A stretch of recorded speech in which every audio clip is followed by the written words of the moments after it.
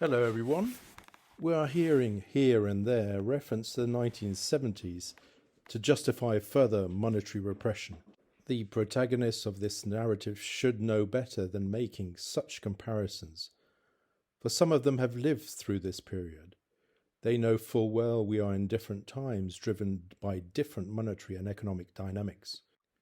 The 1970s is a transition period out of the Bretton Woods system put in place just after World War II. The financial system is not very sophisticated, with a limited derivative market footprint. Capital controls still exist in certain advanced countries, with its impact on international money flows. Private and public debt levels are limited. Central bankers are unknown civil servants. Quantitative easing does not even appear in any economic textbook. The demographic structure of the West points to a young, up-and-coming population looking to work and consume. They call them the baby boomers.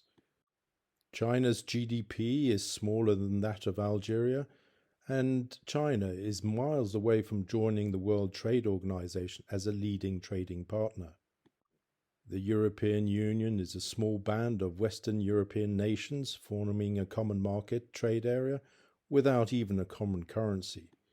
The Suez Canal is regularly closed off due to conflict in the Middle East, forcing oil tankers to take the long route round, taking 3 times as long to get to destination.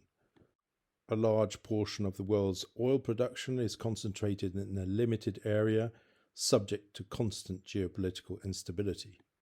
New alternative sources of energy, such as nuclear, have yet to be developed and rolled out on a world scale.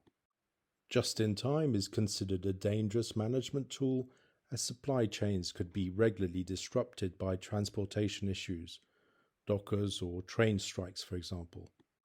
To conclude, comparing the complexities and moving parts of the 1970s to those of today is intellectually questionable.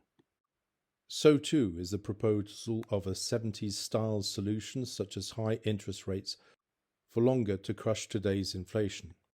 As the supreme monetary authority over commercial banks, which was not the case in the 1970s, central bankers could have chosen to constrain private lending.